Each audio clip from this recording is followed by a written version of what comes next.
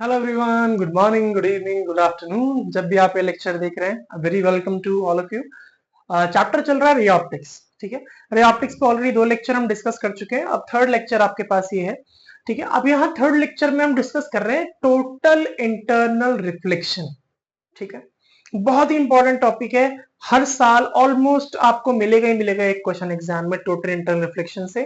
Directly indirectly कहीं ना कुछ क्वेश्चन तो जरूर होगा टीआईआर से। ठीक है, जिसको हम शॉर्ट में टीआईआर बोलते हैं, टोटल इंटरनल रिफ्लेक्शन। क्या है टोटल इंटरनल रिफ्लेक्शन? थोड़ा ब्रीफ में आपको बता देता हूँ कि मान लेते हैं कि फॉर एग्जाम्पल अगर आप मैं आपको यहाँ बताता हूँ कि शॉर्ट में कि अगर फॉर एग्जाम्पल ये आपके पास एक मीडिया इंटरफेस है ना। मीडिया इंटरफेस है और यहाँ का रिफ्रैक्टिव इंडेक्स n1 है, यहाँ का रिफ्रैक्टिव इंडेक्स n1 है, n2 है, और n1 का रिफ्रैक्टिव इंडेक्स कम है एज कम्पेयर टू n2। तो अगर कभी ऑब्वियस सी बात है, फिर रेयर मीडियम हुआ है, डेंसर मीडियम हुआ है ना, कि आपका रेयर मीडियम हुआ, ये डेंसर मीडियम हुआ। अच्छा, जब भी लाइट अगर आप रेयर डेंसर मीडियम से पास कराते हो तो ऑफकोर्स यहाँ पे आप एक नॉर्मल ड्रॉ करोगे पॉइंट ऑफ इंसिडेंस पे। तो यहाँ पे जब भी लाइट डेंसर से रेयर मीडियम में जा रही होती है, जब भी लाइट डेंसर से रेयर मीडियम में जा रही हो और अगर उसका एंगल ऑफ इंसिडेंस कुछ ऐसा हो जाए, ध्यान से सुनना है, एंगल ऑफ इंसिडेंस कुछ ऐसा हो जाए कि लाइट रिफ्रैक्ट करने के बाद पैरेलल टू मीडिया इंटरफेस हो जाए, पैरेलल टू मीडिया इंटरफेस हो जाए, मतलब एंगल ऑफ रिफ्रैक्शन तो ये होता है ना नॉर्मल रिफ्रैक्टेड रे के बीच का एंगल। तो ये एंगल अगर 90 हो जाए तो हम कहते हैं कि यहां पर इस वाले एंगल को, जिस एंगल पे एंगल ऑफ रिफ्रैक्शन 90 डिग्री हुआ है, इसको हम कह देते हैं क्रिटिकल एंगल। ठीक है, दोबारा रिपीट कर रहा हूं, क्रिटिकल एंगल वो एंगल है या फिर कह सकते हैं क्रिटिकल एंगल वो एंगल ऑफ इंसिडेंस है जिसपे अगर आप लाइट को इंसिडेंट कराते हो किसी मीडिया इंटरफेस के ऊपर, तो एंगल ऑफ रिफ्रैक्शन जो है वो 90 डिग्री हो जाता है। ठीक है, ये हर एक मीडियम के लिए, पेयर ऑफ मीडियाज के लिए जो है एक कांस्टेंट वैल्यू होती है।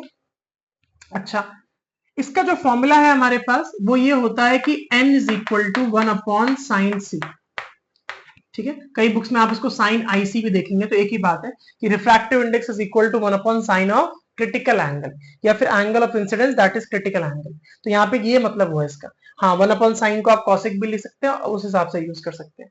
और मान लो कि अगर आपने एंगल ऑफ इंसिडेंस को कुछ ऐसा किया, अगर आपने एंगल ऑफ इंसिडेंस को कुछ ऐसा कर दिया, मतलब इंक्रीज करके, जहां पे ये क्रिटिकल एंगल से अगर ज्यादा हो गया, अगर angle of incidence critical angle से ज्यादा हो गया तो लाइट में रिफ्रैक्शन नहीं होता, वो पूरी की पूरी लाइट को रिफ्लेक्ट कर देता है। ठीक है, और जब पूरी की पूरी लाइट को रिफ्लेक्ट कर लेता है तो ऑब्वियस सी बात है, लॉज ऑफ रिफ्लेक्शन लगेंगे, जितना एंगल ऑफ इंसिडेंस होगा उतना ही एंगल ऑफ रिफ्लेक्शन होगा, और इस फिनोमिना को बोलते हैं टोटल इंटरनल रिफ्लेक्शन, जिसे हम शॉर्ट में कहते हैं टीआईआर। ठीक है, ये तो मैं थोड़ा ब्रीफ आइडिया होना चाहिए। ये हमारे पास क्रिटिकल एंगल और रिफ्रैक्टिव इंडेक्स के बीच में रिलेशन है। अगर हमें इतना आइडिया है तो फिर तो काम बन जाएगा। ठीक है, चलो। अच्छा, तो हम इसका क्वेश्चन स्टार्ट करते हैं। जो हमारे पास आज क्वेश्चन है, इतना थोड़ा सा इंट्रोडक्शन मैंने ले लिया, अभी करते करते मैं और बातें क्लियर करता रहूंगा। देखो, हमें क्वेश्चन बोल रहा है कि रे PQ इज इंसिडेंट, तो मतलब ऑफकोर्स ये वाली रे है PQ। ठीक है, इस PQ रे को इंसिडेंट किया है on the face AB of an equilateral prism, मतलब ये हमारा प्रिज्म जो है इक्विलैटरल है, मतलब हर तरफ से बराबर है, ऑफ रिफ्रैक्टिव इंडेक्स 2/√3, मतलब इस प्रिज्म का रिफ्रैक्टिव इंडेक्स हमें दिया हुआ है 2/√3। सो बोला है कि trace the path of light and calculate the angle of division. Trace the path of light का मतलब है लाइट कहां जाएगी, आपको पहली बात तो ये बताना है, और दूसरा फिर आपको ये भी कैलकुलेट करना है कि इसका डेविएशन कितना होगा। चलो, अच्छा, पाथ को ट्रेस करने के पहले ये वाला काम कर लेते हैं कि trace the path of light कर लेते हैं। अच्छा, लाइट ने यहाँ पे आई, यहाँ पे इंसिडेंट हुई, तो देखो जब भी यहाँ पे इंसिडेंट होती है लाइट तो हम क्या करते हैं, नॉर्मल बनाते हैं, और देखिए नॉर्मल भी यही बनेगा। ठीक है, तो ऑब्वियस सी बात है, आप नॉर्मल बनाओगे तो नॉर्मल यही बनेगा ना, ऐसे करके कुछ। तो जब नॉर्मल यही बनेगा तो एंगल ऑफ इंसिडेंस होने के लिए नॉर्मल इंसिडेंट रे का बीच का एंगल देखते हैं, तो नॉर्मल भी यही है, angle of incidence sorry incident ray भी यही है, तो एंगल ऑफ इंसिडेंस कितना हुआ, दो पैरेलल लाइंस के बीच में एंगल ऑफ इंसिडेंस कितना होता है, 0 डिग्री। तो यहाँ एंगल ऑफ इंसिडेंस हो गया 0 डिग्री। अगर एंगल ऑफ इंसिडेंस 0 डिग्री है तो लाइट क्या करेगी, ऐसे ही अनडेविएटेड पास होती चली जाएगी। ठीक है, लाइट जो है वो ऐसे की ऐसी अनडेविएटेड पास होती चली जाएगी। ठीक है, अब यहां का अंदर तो देखो पास होती चली गई, कोई प्रॉब्लम नहीं जब तक मीडियम सेम है, लेकिन अब फिर से यहाँ मीडियम चेंज होने वाला है, मतलब मीडिया इंटरफेस आ चुका है। और जब भी मीडिया इंटरफेस आएगा आपको क्या बनाना पड़ेगा, आपको नॉर्मल बनाना पड़ेगा, ठीक है। अब नॉर्मल बनाते साथ ही आपको पता है कि ये आपकी इंसिडेंट रे है, ये आपका नॉर्मल है, तो आपको ये वाला एंगल चाहिए होगा जिसको आप कहेंगे एंगल ऑफ इंसिडेंस, तो ये आपको एंगल ऑफ इंसिडेंस कैलकुलेट करना पड़ेगा। चलो करते हैं angle of incidence calculate. Obvious सी बात है, अगर ये स्ट्रेट लाइन है, ये एंगल 90 है, तो ये भी 90 होगा, और अगर ये 90 है तो ऑब्वियस सी बात है, अगर ये 90 है तो ऑब्वियस सी बात है ये एंगल कितना होगा, ये पूरा एंगल ऑफ प्रिज्म है, ये पूरा ट्राइंगल है ना, कैसा ट्राइंगल है, इक्विलैटरल ट्राइंगल, तो ये एंगल कितना होगा, ऑब्वियस सी बात है 60 डिग्री होगा, तो ये हो गया हमारा 60 डिग्री एंगल, ये 90 हो गया। आपको पता है इंटीरियर एंगल जो होते हैं ट्राइंगल के, उनका सम मिलाकर कितना होता है, 180 डिग्री होता है। तो अगर ये 60 है, ये 90 है, तो 90 प्लस 60 180, सॉरी 150, और 180 में से माइनस करेंगे 150, तो कितना बचा, 30 डिग्री बचा। अगर ये 30 डिग्रीज है तो आपको ऑब्वियसली पता है आपने 90 डिग्री पे नॉर्मल बनाया, तो मतलब ये पूरा का पूरा 90 है, स्ट्रेट लाइन, ऑब्वियसली बात है ना, अगर ये 90 है तो ये भी 90 होगा। अब 90 में से अगर आपने 30 माइनस कर दिया तो कितना बचा यहाँ पे, ऑब्वियसली बात है 60 डिग्री, तो यहाँ पे हमारा एंगल ऑफ इंसिडेंस जो है वो 60 डिग्री है। अब अगला काम हमें ये चेक करना है कि इस मीडियम के लिए क्या यहाँ पर क्रिटिकल एंगल कितना होगा। हाँ, तो यहाँ पे हमारा एंगल ऑफ इंसिडेंस कितना है, 60 डिग्री। तो सबसे पहले हमें तो ये देखना पड़ेगा कि इस प्रिज्म के लिए जिसका रिफ्रैक्टिव इंडेक्स हमें दे रखा है 2√3, इसके लिए क्रिटिकल एंगल की वैल्यू क्या है, क्योंकि अगर क्रिटिकल एंगल के बराबर हुआ ये एंगल ऑफ इंसिडेंस, तब तो लाइट कहां जाएगी, पैरेलल टू मीडिया इंटरफेस। और अगर मान लो फॉर एग्जांपल कि यहाँ क्रिटिकल एंगल को एक्सीड कर जाता है ये एंगल ऑफ इंसिडेंस, तब क्या होगा, टोटल इंटरनल रिफ्लेक्शन होगा। तो सबसे पहले हमें क्या कैलकुलेट करना चाहिए कि इस मीडियम का क्रिटिकल एंगल क्या है। तो ऑब्वियसली बात है हमारे पास क्रिटिकल एंगल और रिफ्रैक्टिव इंडेक्स के लिए रिलेशन क्या है, हमें बताया n is equal to 1/sin IC, critical angle of incidence है ना, या फिर C भी लिख सकते हैं, उसको कोई फर्क नहीं पड़ेगा। तो अगर यहाँ से साइन IC निकालना चाहूँ तो कितना आएगा, मेरे ख्याल से साइन IC के लिए फॉर्मूला क्या बन जाएगा, sine of critical angle will be equal to 1 refractive index. तो अगर ऐसा होगा तो यहाँ वैल्यू रखो, sine of critical angle will be equal to 1 refractive index की वैल्यू हो गई 2/√3, तो नीचे से √3 कहां पहुंच गया, ऊपर, ये पहुंच गया। अब आपको देखना है कि साइन में √3/2 कब आता है, तो ऑब्वियसली बात है आपको पता है साइन में √3/2 कब आता है, तो आप इसे कंपेयर करेंगे तो आपका क्रिटिकल एंगल कितना आ जाएगा, साइन में √3/2 कब आता है, 60 में, तो यहाँ क्रिटिकल एंगल कितना हो गया, 60 भाई, अरे वाह वाह वाह, मजा आ गया, यहाँ क्रिटिकल एंगल कितना आ गया, 60। तो अगर क्रिटिकल एंगल 60 डिग्री आया है तो कहां जाना चाहिए लाइट को, भाई क्रिटिकल एंगल के बराबर हुआ ना, देखो angle of incidence critical angle के बराबर हुआ, तो क्योंकि angle of incidence critical angle के बराबर हुआ, so now the angle of refraction must be 90 degree. यही तो कहता है क्रिटिकल एंगल की डेफिनेशन, अगर आप क्रिटिकल एंगल की डेफिनेशन पढ़ो तो वो क्या कहती है, it is defined as that angle of incidence corresponding to which the angle of refraction is 90 degree for a given pair of media.